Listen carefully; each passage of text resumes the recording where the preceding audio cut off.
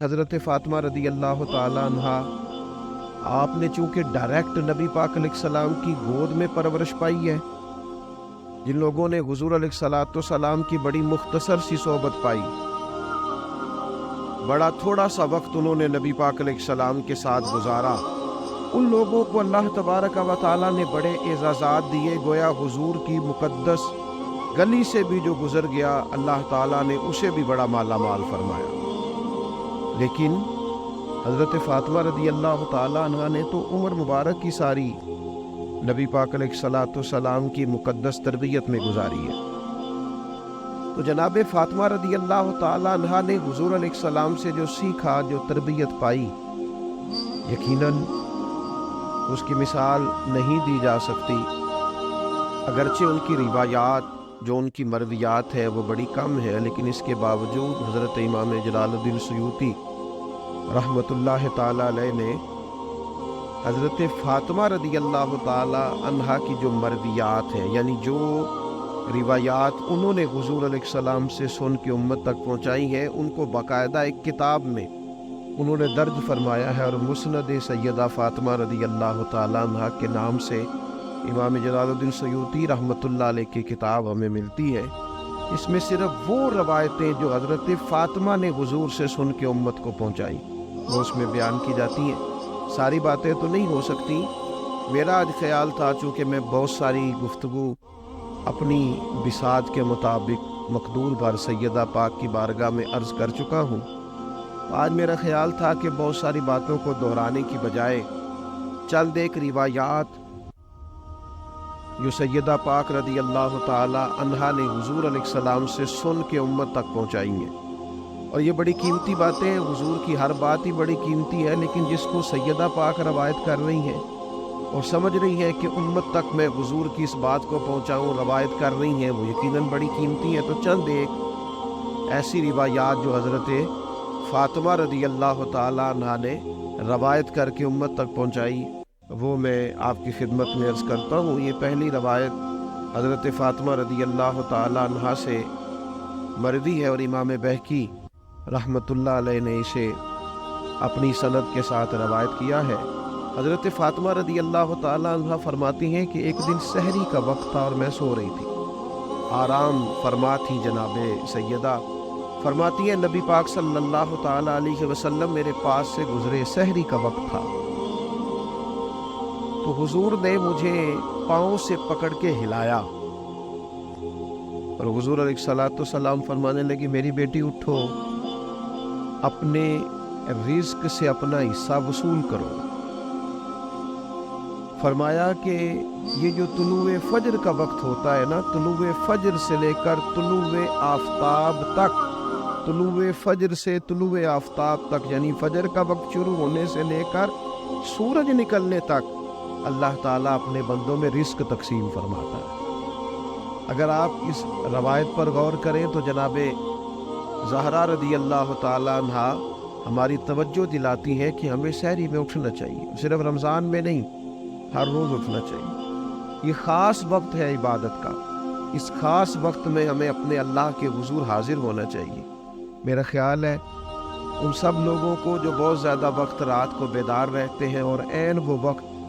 جو سحری میں دوبارہ اٹھنے کا ہے اس وقت سو جاتے ہیں، انہیں اس بات پر غور کرنا چاہیے۔ اور جتنے لوگ رزق کی تنگی کی شکایت کرتے ہیں اور تنگ دستی کا ان کے ساتھ معاملہ رہتا ہے، وہ بھی اس حدیث پر غور کریں کہ جناب فاطمہ رضی اللہ تعالیٰ عنہ فرماتی ہیں مجھ سے نبی پاک علیہ السلام نے سحری کے وقت فرمایا اٹھو، یہ تو وہ وقت ہے جب اللہ اپنے بندوں میں رزق تقسیم فرماتا ہے۔ دوسری بات، اس کو بھی امام طبرانی نے روایت کیا ہے، کامل مومن کون ہوتا ہے؟ اس کی علامات سیدہ پاک رضی اللہ تعالی عنہا نبی کریم صلی اللہ تعالی علیہ وسلم سے روایت کرتی ہیں۔ آج آپ کسی شخص سے بھی کبھی بات کریں گے وہ سب سے بڑا مسلمان نظر آئے گا، سب سے بڑا مومن نظر آئے گا، اس کی باتوں میں، لب و لہجے میں ایسا محسوس ہوگا کہ جناب تکمیل کیے بیٹھے ہیں اپنی شخصیت کی، اور جناب مکمل جانتے ہیں اپنے آپ کو۔ لیکن یہ دیکھیے جناب فاطمہ رضی اللہ تعالی عنہا کامل مومن کی علامات بیان کرتی ہیں، ارشاد فرماتی ہیں کہ کہ نبی پاک صلی اللہ تعالیٰ علیہ وسلم نے فرمایا وہ شخص کامل مومن نہیں ہو سکتا جس کا پڑوسی اس کے شر سے محفوظ ہو۔ اگر وہ تکلیف دیتا ہے اپنے پڑوسی کو، اذیت پہنچاتا ہے، تو پھر کامل مومن نہیں ہو سکتا۔ اور پھر فرماتی ہیں کہ نبی پاک صلی اللہ تعالیٰ علیہ وسلم نے فرمایا کہ جو بندہ اللہ تعالیٰ پر اور یوم آخرت پر ایمان رکھتا ہے اسے چاہیے اپنے مہمان کی عزت کرے، جو گھر آ گیا ہے اس کا اکرام کرے، یہ اس کے مومن ہونے کی علامت۔ اور پھر ارشاد فرمانے لگی کہ نبی پاک صلی اللہ تعالیٰ علیہ وسلم نے فرمایا جو اللہ تعالیٰ اور آخرت پر ایمان رکھتا ہے کبھی اپنے ہمسائے کو اذیت نہ دے۔ اور پھر فرمایا جو اللہ تعالیٰ اور یوم آخرت پر ایمان رکھتا ہے اسے چاہیے یا تو اچھی بات کرے یا خاموش رہے، اپنے منہ سے ایسے جملے نہ نکالے جو جملے درست نہیں ہے، جو جملے پاکیزہ نہیں ہے، عمدہ نہیں ہے، مومن کی شایان شان نہیں۔ اور پھر ارشاد فرماتی ہے کہ نبی پاک صلی اللہ تعالیٰ علیہ وسلم نے فرمایا بے شک اللہ تعالیٰ حیادار، بردبار، پاک دامن اور با کردار مومن سے محبت فرماتا ہے۔ یہ صفات پیدا ہوں گی تو انسان اللہ تعالیٰ کی محبت کے قابل ہوگا۔ اور پھر فرماتی ہے بد زبان، بد اخلاق، ضدی اور بھکاری سے ان کو اللہ تعالیٰ پسند نہیں کرتا۔ یہ جو لوگ ہیں یہ اللہ تعالیٰ کے پسندیدہ لوگ نہیں۔ اور فرمایا بے شک حیا ایمان کا حصہ ہے اور ایمان جنت میں لے جاتا ہے، جبکہ بد کلامی، بد خلقی یہ جہنم والا عمل ہے، یہ انسان کو دوزخ کی طرف لے جاتی ہے۔ میرا خیال ہے امام طبرانی کی روایت کرتا اس ایک حدیث پر ہی جو عمل کر لے وہ روحانی طور پر ایک مضبوط مسلمان ہو جائے گا، طاقتور مسلمان ہو جائے گا۔ پھر سیدہ پاک رضی اللہ تعالیٰ عنہ ایک اور مقام پر ارشاد فرماتی ہیں، آپ ارشاد فرماتی ہیں کہ رسول اللہ صلی اللہ تعالیٰ علیہ وسلم نے ارشاد فرمایا، یہ بھی امام بہقی روایت لائے ہیں سیدہ پاک سے، فرماتی ہیں کہ نبی پاک صلی اللہ تعالیٰ علیہ وسلم نے فرمایا، یہ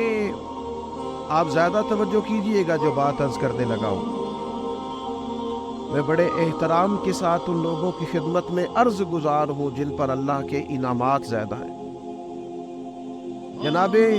فاطمہ رضی اللہ تعالی عنہا سیدہ پاک ارشاد فرماتی ہیں کہ نبی کریم علیہ الصلوۃ والسلام نے فرمایا میری امت کے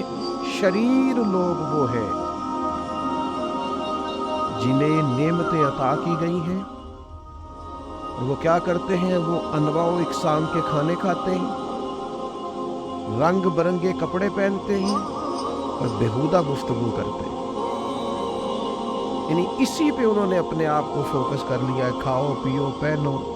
اور ہر وقت بیہودہ بولو۔ اگر اللہ نے تمہیں رزق دیا تھا تو خیر کے کاموں میں خرچ ہونا چاہیے، اللہ کی رضا کے لیے اللہ کے بندوں پر خرچ ہونا چاہیے۔ اللہ نے اگر تمہیں نواز دیا تھا اور کچھ لوگ تمہارا اکرام کرتے تھے تو کیا مانا تم ہر وقت بات ہی کرتے رہو گے؟ پھر تمہارے لہجے میں ٹھہراؤ ہونا چاہیے۔ اسی طرح حضرت فاطمہ رضی اللہ تعالیٰ عنہ کی بس ایک روایت عرض کرتا ہوں، آج 3 رمضان مبارک ہے، میری بڑی خواہش ہے